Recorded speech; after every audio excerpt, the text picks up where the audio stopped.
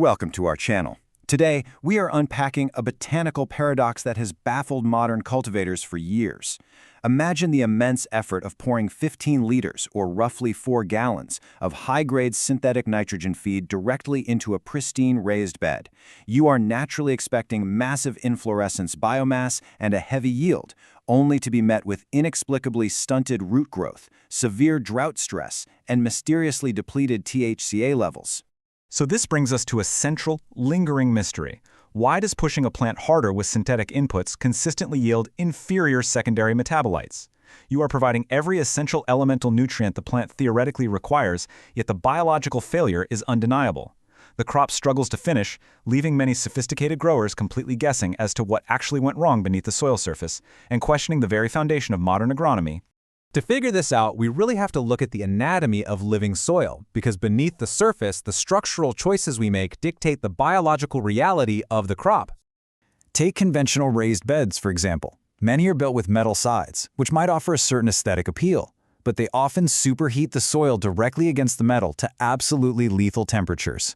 This intense radiant heat completely destroys the delicate fungal rhizosphere required for optimal plant health, essentially baking the very roots you are trying to feed. And when we examine the nonlinear relationship between heavy synthetic nitrogen applications and secondary metabolites, the problem just deepens. While excessive fast-acting synthetic nitrogen might increase the overall vegetative biomass of the plant, rigorous scientific analysis reveals that it actively depletes the accumulation of major cannabinoids like THCA and CBDA. You essentially force the production of a structurally larger plant, but you yield a biologically inferior flower that is entirely lacking the desired chemical complexity.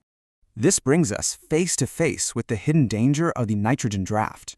When cultivators recognize the glaring limitations of synthetics and attempt to transition to building their own organic carbon-heavy soil environments, they frequently make some pervasive diagnostic mistakes.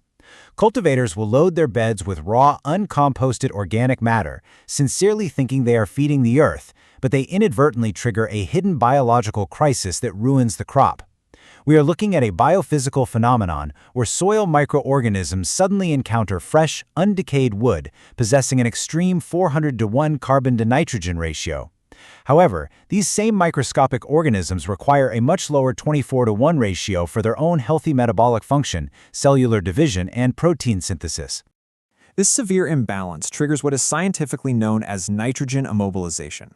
It is a biological phenomenon where microbes must rapidly consume all available inorganic nitrogen, like ammonium and nitrate, simply to break down and decompose that dense carbon layer. Because the underground mycelium possesses a vastly superior surface area compared to the relatively thick cannabis taproots, it is infinitely more efficient at nutrient scavenging. The microbial life completely outcompetes the plant for available nitrogen, effectively locking it away within their own cellular structures. This leaves your high-value crop entirely starved, displaying severe chlorosis, and failing to thrive despite the heavy feeding regimens you applied to correct the deficiency. This massive microbial competition serves as a catastrophic biological tipping point for the ecosystem. This unseen nitrogen draft can absolutely ruin a high-value crop in its very first season, completely stalling vegetative growth, flatlining your overall yield, and devastating your seasonal investment. Please like and subscribe, it really helps our channel a lot.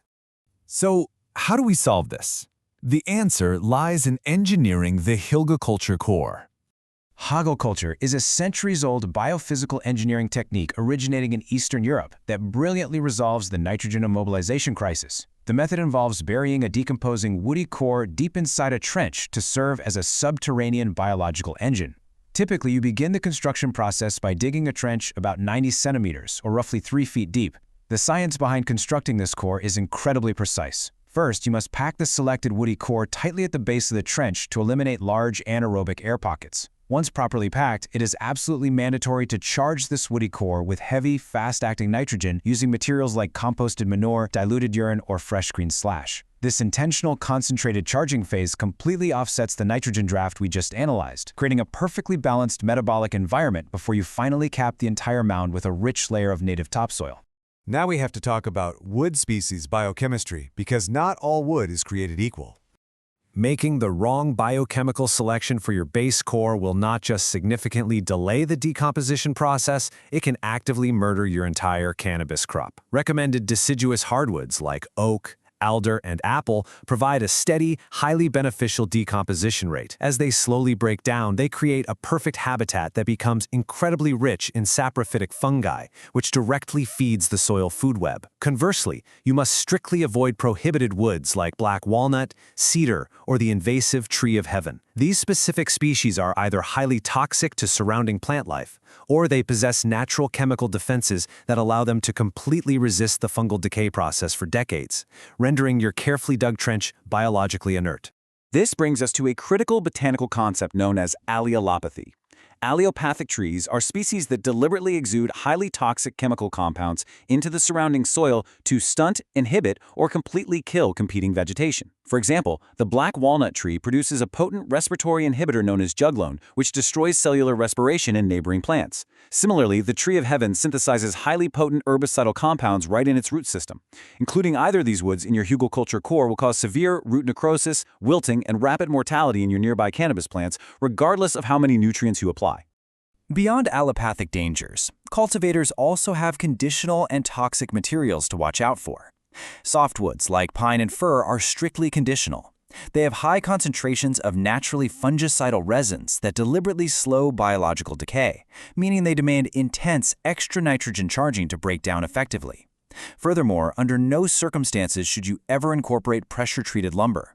The industrial chemical preservatives used to prevent rot will rapidly leach heavy metals directly into the soil profile.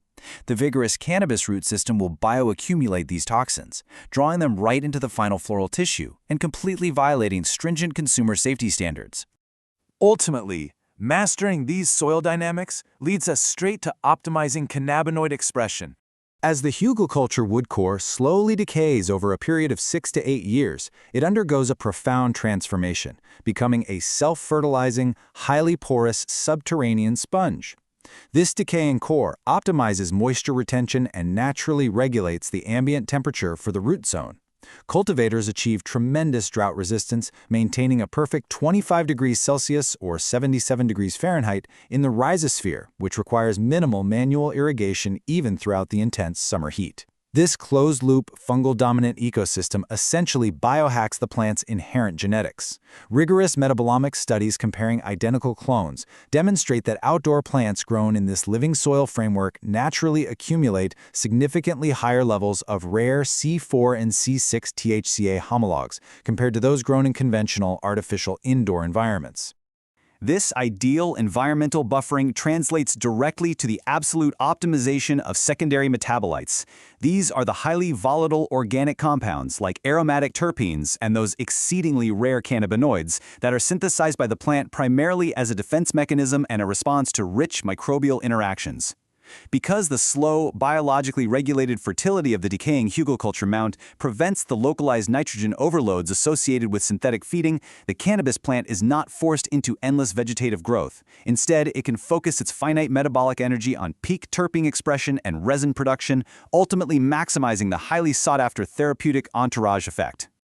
The ultimate objective for a truly regenerative, sustainable cultivation operation is closed-loop integration. Here is a brilliant biophysical hack to optimize your next cycle. At the end of the harvest season, do not discard or burn your old cannabis stalks and massive root balls. Instead, chop them up and physically break apart the root structures directly into the new nitrogen layer of your beds. This immediately recycles trapped nutrients and instantly inoculates your new soil matrix with established, highly specific mycorrhizal networks, drastically accelerating the efficiency of the entire soil food web for the following spring. Could the secret to mastering the harvest truly lie in burying our past waste? Turning dense organic woody debris into a sophisticated biological engine fundamentally transforms our entire relationship with cultivation. It decisively moves us away from brittle chemical dependencies and points us toward a resilient, truly regenerative science where the soil itself does the heavy lifting. Thanks for watching. This content does not constitute medical advice, legal advice, or recommendations for the use, self-treatment, or consumption of any substance.